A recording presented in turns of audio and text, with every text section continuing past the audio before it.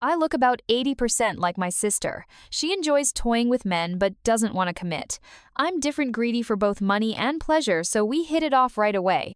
She went abroad to be someone's dream girl, and I stayed behind as her stand-in. We split the money 70-30. Later, she sent me an urgent message. "This guy's gotten clingy. Rich, handsome, get over here now."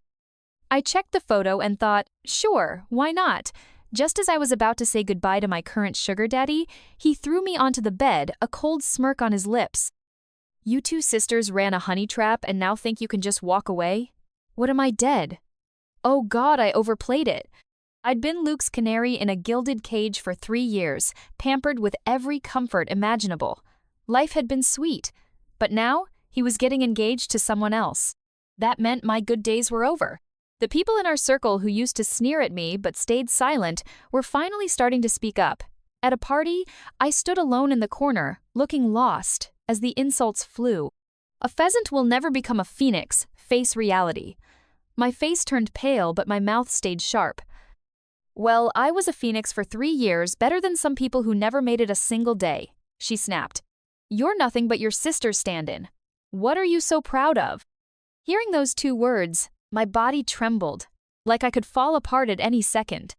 I forced out a reply. "Pickle jealous much? You wouldn't even qualify as her backup. You bitch!" She grabbed the waiter's red wine and hurled it at me.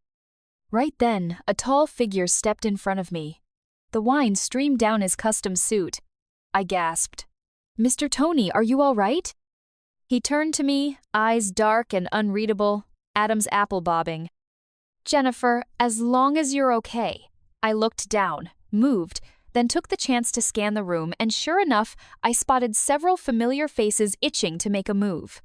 These young heirs from the capital were all once flings of my sister's. Same pond, same fish. Emily, my sister, was their shared dream girl. And I, who looked so much like her, was their standby replacement. This was the empire my sister had built for me. This was the confidence I had after leaving Luke. When I was 12, our parents died in a car crash. Emily and I became orphans. Our uncle's family took us in under the guise of caring for us, only to steal our home. They moved into our rooms with their chubby son and shoved us into the cramped attic. That night, I was terrified and asked Emily through my tears, "What are we going to do?" Emily, just a year older than me, was surprisingly calm. She turned and hugged me close, patting my back like Mom used to. "Don't be scared, Jennifer. You've still got me. I won't let them take what's ours. Trust me." I nodded faintly and slowly drifted off to sleep to the sound of her slightly off-key lullaby. After that, we barely had enough to eat or wear, and still had to work like slaves for them. At least they cared enough about appearances not to force us to drop out.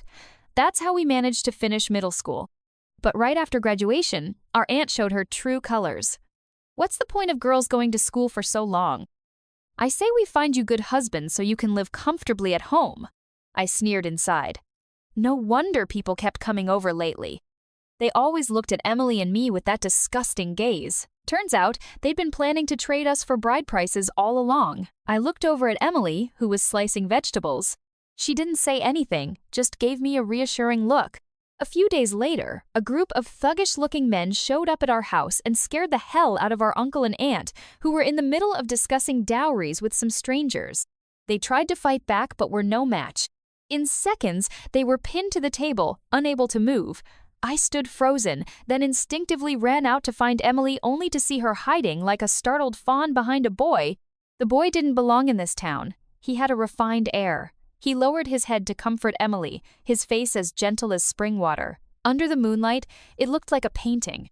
I suddenly understood something. Later, our aunt and uncle were detained by the police.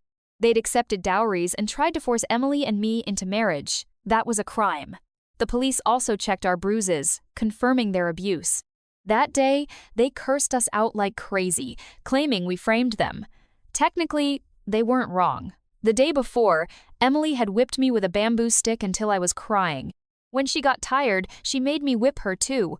Only now did I understand why. Our aunt always beat us without leaving marks. But now, the evidence was solid. Who would believe their lies? From that moment on, Emily protected the home our parents left us. I thought the boy who saved us would naturally become my brother-in-law, but Emily just smiled faintly. He went abroad. She refused to say more, and I didn't push it. But I always felt that man hurt her deeply. Why else would she turn into such a heartbreaker later? We crawled from the mud and still got stained. After getting into college, she started flirting with all kinds of men. And they were all rich and handsome.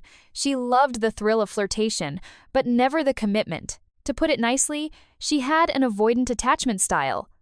Harshly, she was a heartless tease. Still, those rich boys fell for her every time. She was practically born to be their dream girl. I was afraid they'd figure it out and come for revenge, so I had no choice but to clean up after her. My sister went through a lot growing up. She doesn't know how to trust love. You're definitely special to her, but let's be real, would your family ever let you marry her? Bro, believe me, I've never seen her cry like that before. After enough consoling, those rich boys started looking at me differently, like they were seeing someone else through me. That's when I realized I was born to be a stand-in. One day, after a tutor's kid treated me like a circus monkey, I snapped. You're fired! Later, I stared at the hush money in my phone for a long time in silence. Then I made a quick decision and went to Emily. Sis, how about you go abroad and be the dream girl, and I'll be your stand-in? She gave me the side eye, like some subway uncle looking at his phone. Are you nuts? I coaxed her gently. Think about it this way. They won't dare cling to you anymore. Plus, they'll pay me extra to keep quiet. All right, let's split it 70-30. Emily's eyes suddenly cleared. Good idea! And just like that, we were on the same page. She asked me what kind of man I wanted. I said rich and good-looking would do. Emily? She reeled in a big one. The crown prince of the capital. Luke. It took Emily just 1 month to win him over. I was stunned. At the airport, she told me, "You just need to show up. That's all it takes." I gasped. Her skills were terrifying. After she went abroad, word was Luke hit the bars every night, drowning himself in booze. I picked a good day, slipped into one of her old dresses, and went to accidentally run into him. Across the noisy crowd, I spotted the most eye-catching figure. Luke toyed with his glass, dark hair falling over his forehead, half his face hidden in the dim light. I couldn't see his expression, but that flawless bone structure and god-tier looks hit me right in the heart. Maybe my gaze was too intense, because he slowly lifted his head and met my eyes. Thank God just then, 2 sleazy blonde guys made a move on me. In a panic, I ducked behind Luke, looking up at him with doe eyes. "Help me." He smirked. "What's in it for me?" I lowered my head, shy and flustered. Luke chuckled softly, waved his hand, and someone came over to escort the blonde creeps away. Becoming Luke's canary seemed almost too easy. I even started to suspect he was baiting me, but then again, I had his body and his money. What was I even fussing about? Get over yourself. To my surprise, I was Luke's first woman. He even brought me along to various social events and introduced me openly to others. The better he treated me, the deeper I fell. So when I learned the truth, it felt like the sky collapsed. That night, I bit his shoulder and let tears fall from the most flattering angle. "Luke, so I'm just a stand-in for my sister?" He froze, lifted me onto the piano with a dull clang, his dark eyes deep and unreadable. He stared at me with a half-smile, his voice tender but his words cruel. "What do you think?" I stared at him in disbelief. Luke clicked his tongue impatiently. "How much? Don't waste time." He grabbed my fists and pulled me into a kiss, cool mint on his breath. The kiss swallowed my tears whole. We spent the night in hatred, and just as I lay there drained, the chime of a bank transfer jolted me awake. 20 million! I jumped out of bed barefoot and found Luke in the shower. 3 parts grievance, 3 parts heartbreak, 4 parts resignation. Even if you see me as her stand-in, I still fell hopelessly in love with you. Luke, you win. I can't let you go. The water kept running. His voice, muffled, sounded like a laugh. You can't let go of the money, right? I rubbed my ears. What? The door cracked open. His dripping wet arm, powerful and toned, reached out fingers long and elegant. Thinking of last night, my cheeks flushed. Luke yanked me inside. Shower together. Memories flickered like a carousel in my mind. I shook my head, forcing the emotions away.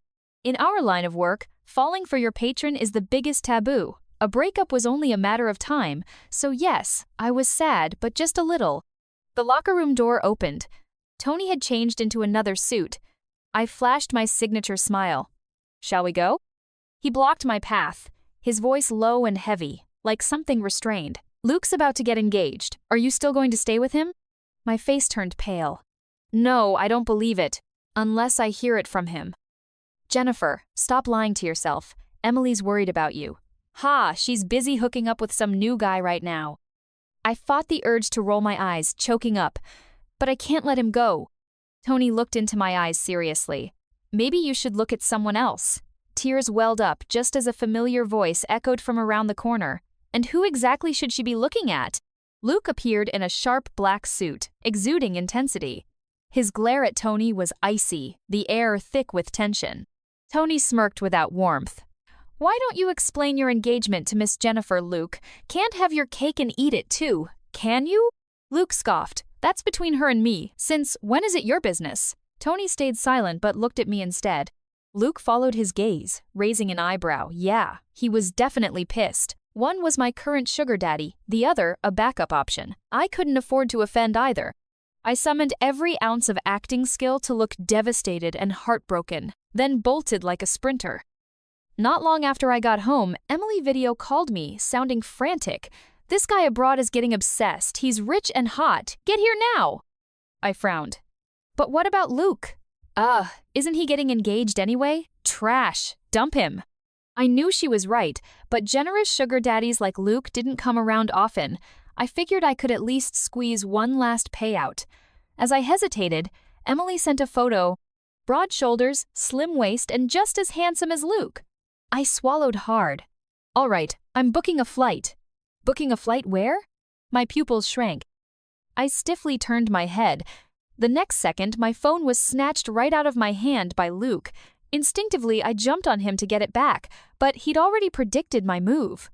Expression unchanged. He held me with one arm and held the phone far away with the other. I could only watch in horror as he read the entire chat history. That cold laugh rang in my ear like a death knell. Luke's like a wild bull terrible in bed? I'm getting tired of him. Hope he cuts me $1 billion check to scram? This idiot's getting engaged and still stringing me along? This guy looks way better than Luke? I shut my eyes in despair. He laughed in disbelief, breathing unsteady, jaw clenched. This idiot Luke isn't me, is it? Sweat poured down my back. No way, baby! Don't you know you're the one I love most? Just as I got my phone back, he hoisted me over his shoulder and marched toward the bedroom. Jennifer, you've outdone yourself. He threw me onto the bed, pinned my hands above my head, and leaned in close. His lips curled up, but his smile was ice cold. You two sisters ran a honey trap and think you can just walk away? What am I, dead? I pretended not to understand, all pitiful. But inside, I was screaming like a panicked prairie dog. Help! I messed up!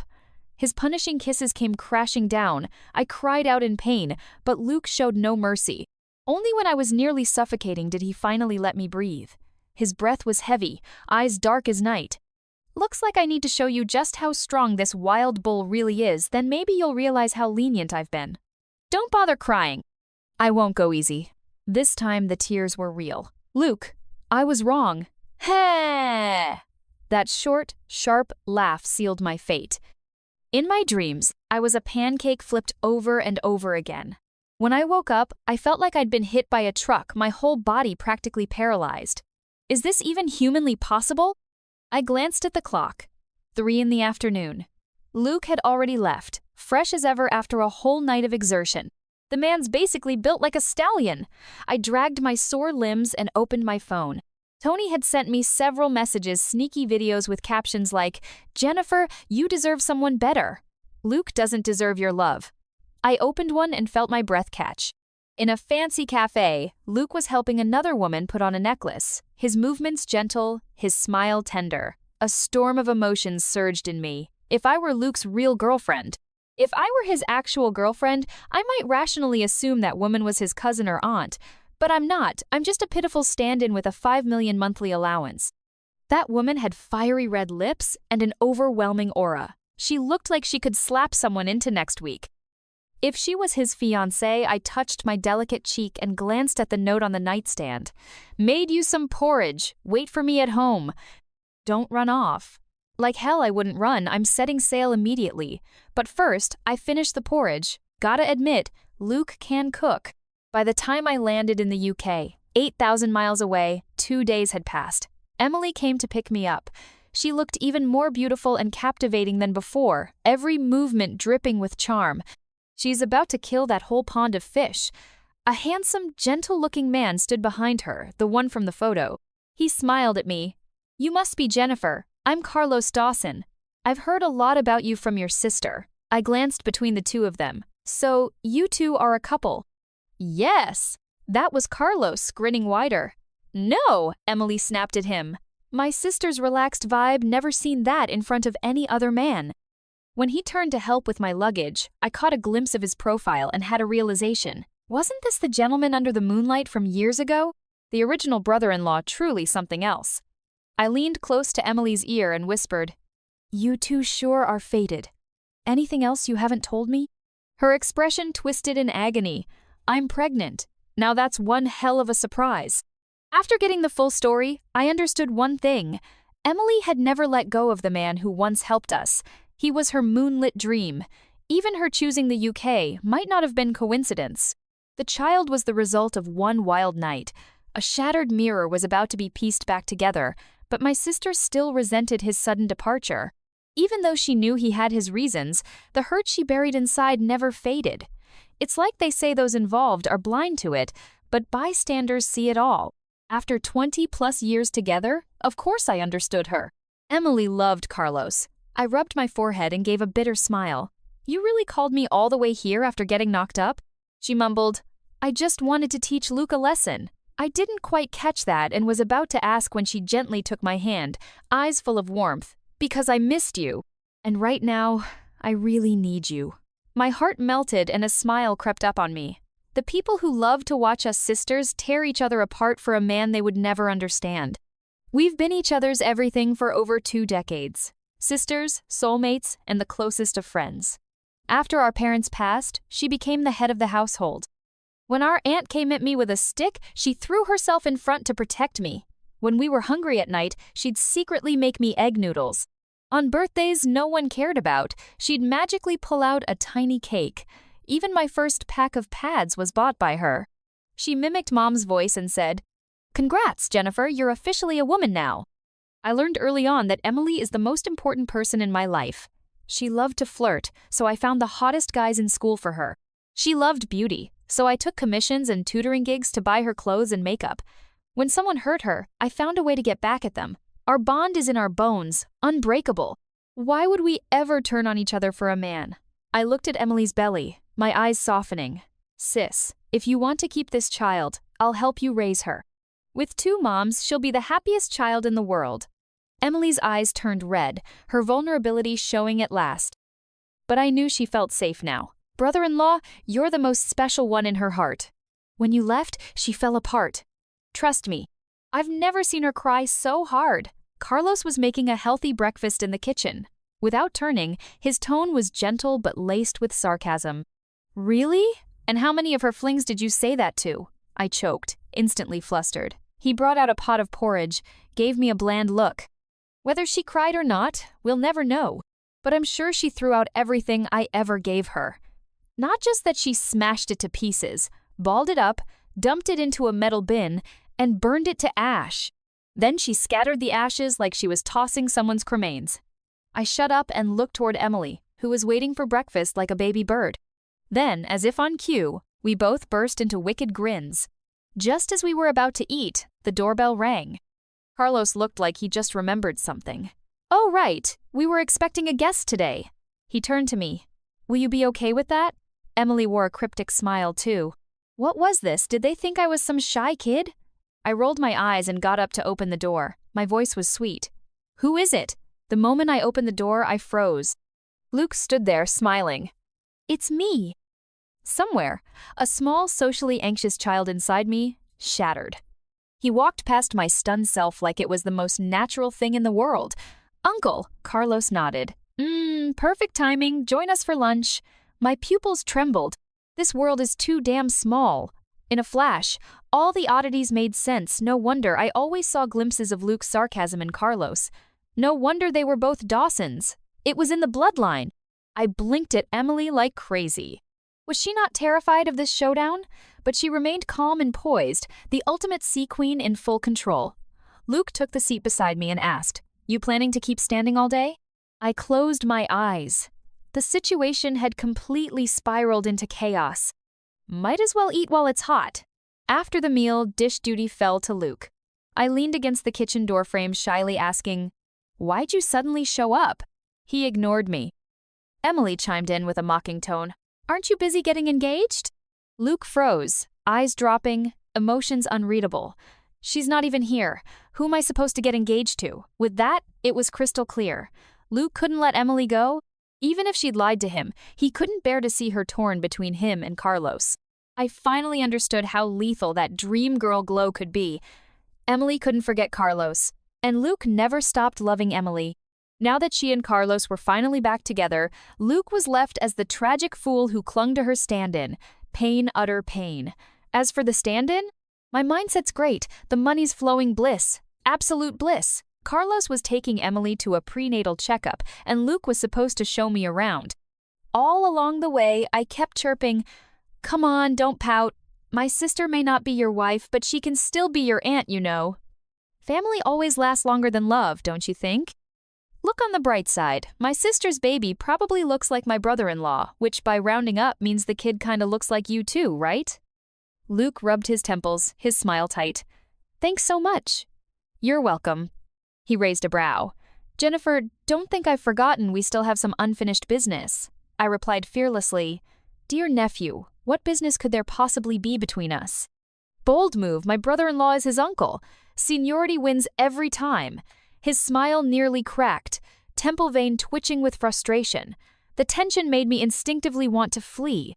I turned and nearly ran into a jogger, but Luke pulled me into his arms, lowering his head. "Behave!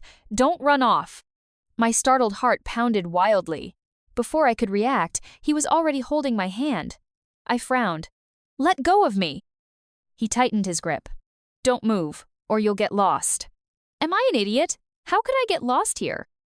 Luke gave me a long look but said nothing. I snapped. "What's that supposed to mean, Mr. Dawson?" He looked at me, then suddenly his eyes softened, a sparkle forming in their depths. My heart skipped a beat as he reached up and gently patted my head. So fierce now, was it all an act before? I shut up immediately, cheeks burning. He kept holding my hand as we walked for a long time. Gothic buildings, streets heavy with history, a breeze drifting through now and then, it all made my brain feel a little lightheaded. "We're here." I looked up to see an old, majestic cathedral. I frowned. "What'd you bring me here for?" The church doors opened with a solemn creak. A priest dressed in elegant, holy robes smiled at us and gestured for us to enter. Luke's face remained calm, but his left thumb rubbed repeatedly against his index finger, and his Adam's apple bobbed. I squinted at him suspiciously. No doubt about it, that was his tell when he was nervous. "Luke, be honest with me." He avoided my gaze. "What?" That tick gave it away. "You trying to sell me off to get back at my sister?" Silence means yes. "Just wait, I'm gonna tell on you." I turned to leave, but he quickly grabbed me, looking both amused and exasperated. "Jennifer, where's that clever brain of yours gone? When are you finally going to realize the person I want to marry is you? And the one I've always loved is also you?" Those 3 sentences short-circuited my brain. I stammered, "Then what about you and my sister?" "She knows I like you. She agreed to help me win you over." "And the dream girl thing?" "There was no dream girl. It's always been you." "Then why did you go drinking every night after she left?" Luke paused, then grinned, eyes sparkling. "Haven't you figured it out? That was all to lure you in." A chill ran through me, and my face heated up all over again. After a while, I sheepishly asked a totally cliché question. "So, when did you start liking me?" Luke thought for a moment, then answered slowly. "Probably when I heard you in the empty classroom saying, 'shameless.' Just to get a high score, I had to climb on top of his computer." "All that work, was it good for you, PPT?" The shame exploded across my scalp. I immediately slapped my hand over his mouth and bolted at a full sprint. Emily's face was complicated. So you didn't even step inside the cathedral? Of course not. Luke had already humiliated me completely. Who'd dare walk in after that? I do have some dignity. Even the priest's face froze from smiling too long. If Luke has a conscience, he should compensate him for emotional damages. Emily added, "So you didn't even see what was prepared inside?" I shook my head blankly. She flopped back. "Well, that was a waste." Feeling like the only drunk in a room full of sober people, I snapped. "Don't change the subject. What exactly did you and Luke trade?" Emily looked a little guilty. "Well, I was flirting with him and accidentally broke his antique figurine, supposedly worth over 10 million. He said if I helped him chase you, he'd write it off. And I thought, what a great deal, so I agreed. I was pretty sure Luke, that manipulative fox, had tricked her again, but I had no proof." Emily didn't care. Goal achieved, that's what matters. You got money, he got the girl, I got both, win-win, bright future for all. My mouth twitched. That doesn't sound very fair. Her smile twisted. Luke was the biggest flop in my man-hunting history. How could I even bring it up? What would that do to my glorious image in your eyes? Emily reassured me that she only gave the green light after confirming Luke's feelings for me. I couldn't believe he fell for me over one dumb joke. That was just messed up. But other than that, Luke and I really had no overlap in life. I'd pulled my hair out trying to make sense of it. Emily clearly knew more but insisted on acting mysterious. So that night I had all sorts of weird dreams. In one, Luke's great-grandma told him, "Jennifer's a good girl, go marry her." Luke stood at attention and saluted. "I will not disappoint you, ancestor." I woke up in a cold sweat. After clearing the air with Carlos, Emily's relationship moved fast. They planned to return home and prep the wedding. Luke went ahead first. He knew I'd been avoiding him, so he gave me space to think. I set all that aside for now and had a blast traveling with Emily. The only downside? So much PDA, I nearly overdosed on dog food. After returning home, I ran into Tony again. Apparently, when he heard Emily was getting married, he nearly drank himself into alcohol poisoning. He went full tragic hero mode. Later, I found out he and Emily once had a thing. She almost gave him her heart until she realized he was using her to make his ex jealous.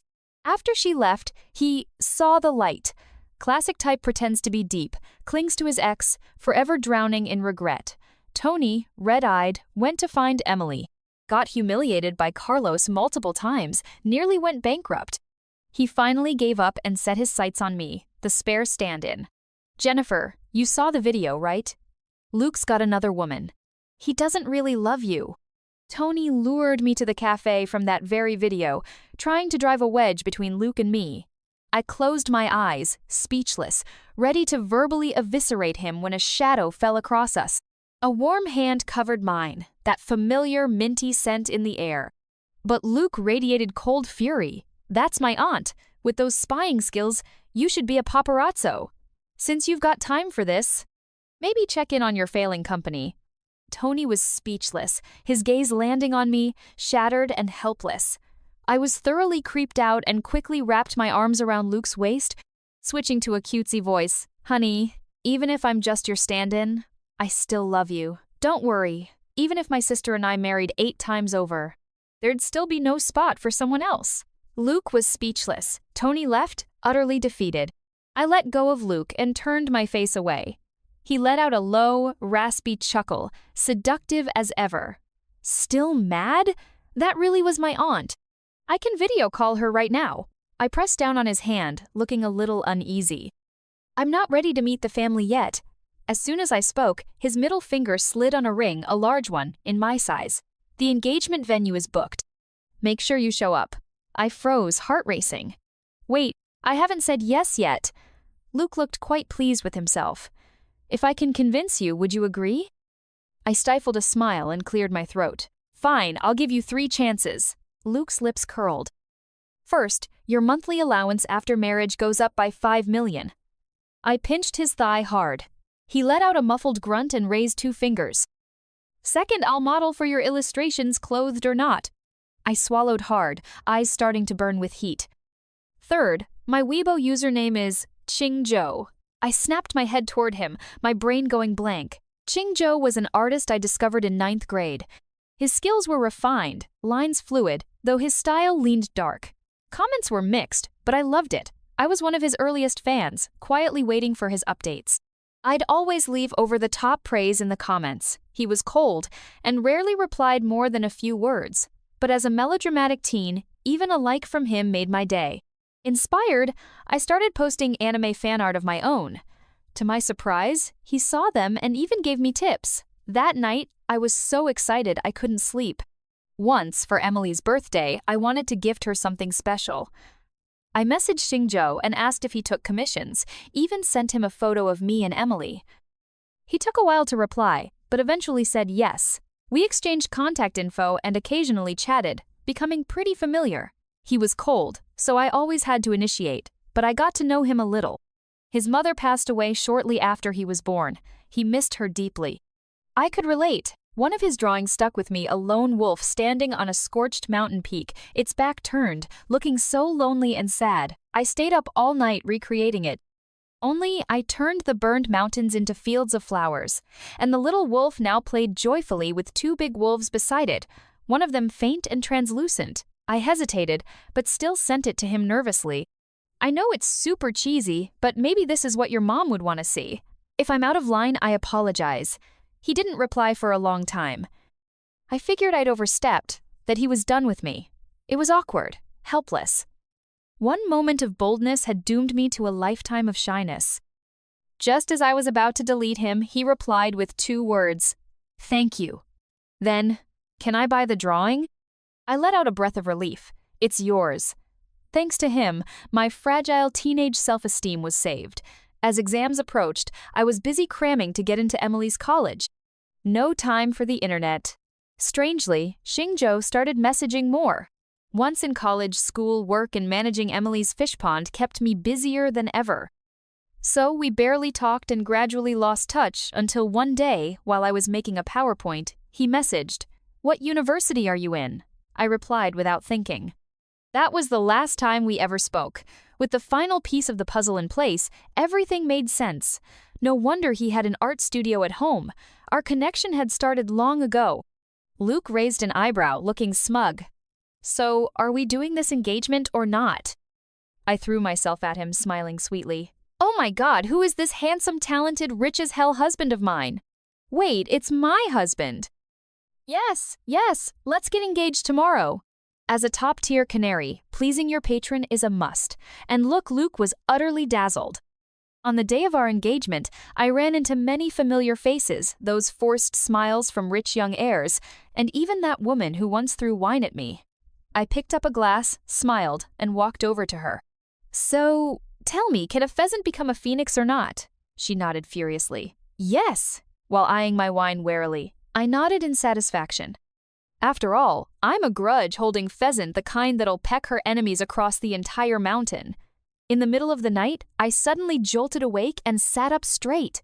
I shoved the wild bull beside me. Luke, shirtless, lay under the hazy moonlight, red marks along his collarbone and abs seductive, wicked. Half asleep, he mumbled, "What's wrong?" I looked very serious. "So, what exactly was in that UK cathedral?" Luke gave me a complex look. "A proposal setup, our families, and the drawing you gave me." I laid back down. "At least it wasn't 200 million in cash." He laughed, half annoyed. "Jennifer, do you have a heart?" I rolled over and ignored him. "But the diamond on your hand is worth 200 million." I immediately cupped his face and kissed him. "Love you the most." But Luke wasn't letting it slide this time. His gaze darkened. "Jennifer, do you really feel nothing for me?" I paused, sighing softly. "Is that what you really think?" For 3 years, he'd cared for me in every way possible. How could I not fall? It was because I liked him that I ran when I heard he was getting engaged. Because of that video, my heart ached like it was soaking in water. That's why I acted indifferent, using Emily and Carlos to provoke him. From my perspective, I was just a stand-in. So I forced and brainwashed myself not to love him. Luckily, I hid it deep. Even he couldn't tell. Managing love was my talent, but also my defense mechanism. In the end, no matter what, I loved myself more. That's how I could always have a way out of any relationship. Luke smiled gently. You're right. To love another, you must love yourself first. That's what I've always loved about you. But I want you to love me more, so I'll give you more love first. As he spoke, he skillfully slipped off my camisole. I was stunned. So, this is your idea of loving me more? He rolled over, warm hands brushing my waist, sending shivers down my spine. His soft laugh bloomed beside my ear. Isn't this love? The moon above slipped behind the clouds, as if turning off the light, veiling the entire room in romantic shadow.